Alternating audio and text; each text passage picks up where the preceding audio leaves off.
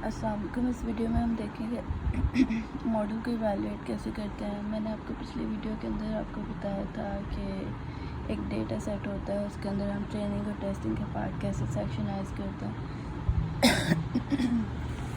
Sorry. तो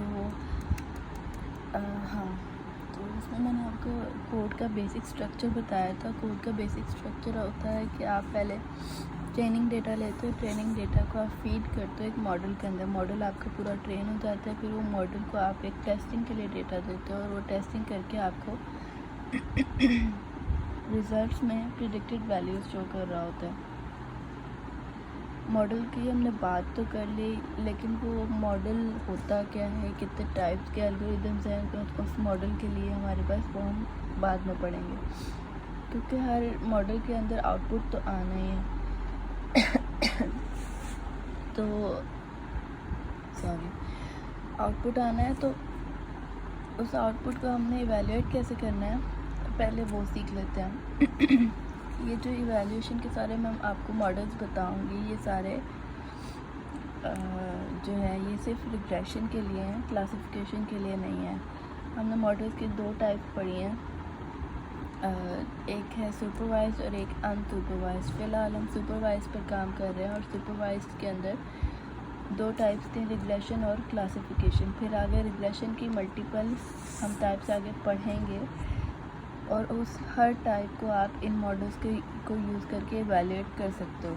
ठीक है, सबसे पहले हमारे पास है MAE, mean absolute error. Mean absolute error का ये फार्मूला है। बेसिकली आपको क्या होगा, आपको जब मॉडल आपके पास होगा ना, तो उसके अंदर आपके पास एक एक्चुअल डेटा गिवन होगा, फिर प्रेडिक्टेड डेटा सेट जब होगा आपके पास एक एक्चुअल डेटा होगा और एक प्रेडिक्टेड डेटा होगा।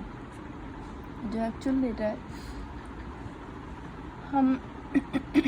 हम फ़िलहाल मतलब इसमें से कह लो कि ये 70% डेटा हम मॉडल को दे देंगे ट्रेनिंग के लिए, और फिर ये जो 30% रह जाएगा ये हम टेस्टिंग के लिए दे रहे हैं। और उसके बाद जो रिज़ल्ट्स आ रहे हैं वो फॉर एग्ज़ाम्पल 11.5 का रिज़ल्ट उसने 11.1 दिया है हमारे मॉडल ने, मतलब 11 हाँ ठीक है, सॉरी उल्टा हो गया। अच्छा खैर, जो एक्चुअल में हमारे पास प्राइस थी ना, मतलब वो 11.5 थी। मतलब टेस्टिंग डेटा है हमारे पास, एक्स यहाँ पर था कोई जिसको हमने पास किया, फिर हमने टेस्ट किया और इस एक्स का एक्चुअल वाई हमें पता था। एक्चुअल लेबल और एक्चुअल प्रेडिक्टेड, मतलब एक्चुअल जो उसने प्रेडिक्ट करके देनी थी हमें ऑलरेडी उसकी वैल्यू पता थी। ठीक है, लेकिन हम चाह रहे हैं कि हम अपने मॉडल को टेस्ट करें, तो हमने मॉडल को ये एक्स पास किया इसका, और उसने हमें वाई ये प्रेडिक्ट करके दिया। ये हमारे पास हमें ऑलरेडी पता था और ये प्रेडिक्ट करके मॉडल ने दिया। हम इन दोनों को कंपेयर करेंगे और देखेंगे कि हमारे मॉडल ने कितने बेस्ट रिजल्ट्स दिए हैं। ठीक है, मैं पहले ग्राफ से थोड़ा सा समझा दूँ। हम तो मॉडल की इवैल्यूएशन जब भी करते हैं, हम उसकी एरर रेट की बेस पे करते हैं कि उसमें कितना एरर आ रहा है, कि वो एक्चुअल वैल्यू से प्रेडिक्टेड वैल्यू का डिफरेंस कितना है। वो डिफरेंस फाइंड करने के हम ये 5 तरीके पढ़ेंगे।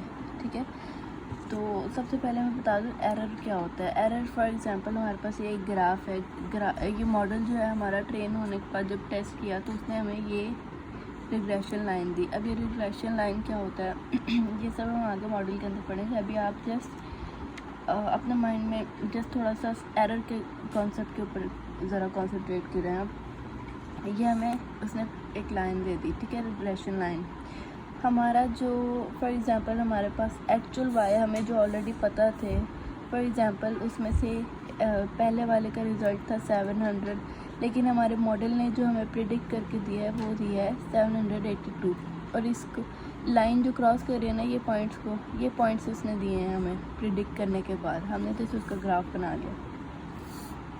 ठीक है, और हमारे पास ये जो साइड्स पे लिखे हुए हैं ये हमारे पास एक्चुअल पॉइंट्स थे, एक्चुअल रिजल्ट्स थे जो हमारे पास थे। और हमने बाद में मॉडल को डेटा दिया टेस्टिंग का, और टेस्टिंग के बाद जो रिज़ल्ट्स आए हैं वो ये आए हैं। अब इनको हमने इनके साथ कंपेयर करना है, ठीक है। ये वाला इसका ग्राफ नहीं है, ये वैसे था, मैं जस्ट आपको समझाने के लिए बता रही हूँ। हम इसका सॉल्व करेंगे अभी। अच्छा, तो जो मॉडल ने दिए हैं वो ये वाले पॉइंट्स हैं और एक्चुअल ये थे। तो एरर कैसे फाइंड करेंगे? एरर होता है कि एक्चुअल वाले में से प्रेडिक्टेड वाले को जब आप माइनस करोगे ना, या प्रेडिक्टेड में से एक्चुअल को माइनस करो, तो जो डिफरेंस आएगा ना वो आपका होगा इस पॉइंट का एरर, ठीक है। अब MAE के फॉर्मूले पे आते हैं। ये जो लाइन है ये आपके एरर को शो कर रही है। MAE का फॉर्मूला क्या है? आपने एक्चुअल जो आपके पास वैल्यू है पॉइंट की, उसमें से आपने प्रेडिक्टेड वैल्यू को सब्ट्रैक्ट करना है और इन दोनों का मोड लेना है। मोड क्या कहेगा कि ये पॉजिटिव में रहे एरर जो है। कभी भी एरर नेगेटिव में नहीं लेना, क्योंकि वो कैंसिल आउट होकर एक दूसरे का इफेक्ट तो ख़त्म कर देंगे, लेकिन मॉडल के अंदर मतलब वैल्यू 0 आ जाएगी, लेकिन मॉडल के अंदर एरर्स होंगे हमारे पास, ठीक है। तो ये पॉजिटिव वैल्यू लेने के लिए, और इसका जो रिज़ल्ट आया प्लस, जैसे अब ये पहली वैल्यू के लिए हमने कर लिया, अब प्लस करना है और फिर दूसरी वैल्यू के लिए करना है, फिर प्लस, फिर तीसरी वैल्यू के लिए करना है। हम करके देखते हैं। ये डिवाइडेड बाय नंबर ऑफ जितने आपके पास डेटा था उतना, 1 2 3 4 5 6 7 8 9 10 थे। हम यहाँ पे इसके लिए अब करके देख लेते हैं।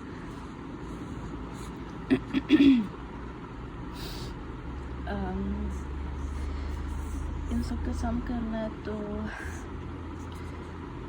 10.2 minus 9.4 plus 3.5 minus 1.7 plus,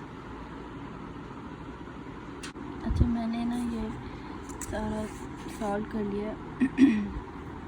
simply मैंने क्या किया था, y actual minus y predicted लिखती गई थी और इनको सॉल्व किया। अच्छा, इनमें कुछ वैल्यूज़ के आंसर्स नेगेटिव भी आते हैं, तो आप एकदम से ये सारा कैलकुलेटर पे लिख के सॉल्व नहीं कर सकते, क्योंकि वो नेगेटिव को नेगेटिव ही काउंट करेगा। आपने ये एक एक को सॉल्व करना है और फिर उसकी जो वैल्यू आ रही है उसको पॉजिटिव करके लिखना है, क्योंकि हमारे पास यहाँ पे मॉड है और मैंने बताया कि एरर कभी भी नेगेटिव नहीं आएगा, ठीक है। तो आपके पास ये वाली वैल्यूज़ आ जाएंगी। इनमें से कुछ वैल्यूज़ जो थी यहाँ पर आकर नेगेटिव हो रही थी, वो मैंने पॉजिटिव कर दी। फिर इन सबको सम किया तो आया हमारे पास 30.7। अभी ये सिर्फ ऊपर वाला पार्ट सॉल्व हुआ है। अब हमने क्या करना है, 30.7 को डिवाइड करना है ये number of the data that we have. तो हमारे पास 10 है, तो हम क्या करेंगे, आंसर डिवाइडेड बाय 10 3.07 हो जाएगा। तो ये था हमारा MAE का रिज़ल्ट। हम सेम एग्जांपल पे अगला MSE का सॉल्व करेंगे। तो अगली वीडियो तक के लिए अल्लाह हाफ़िज़।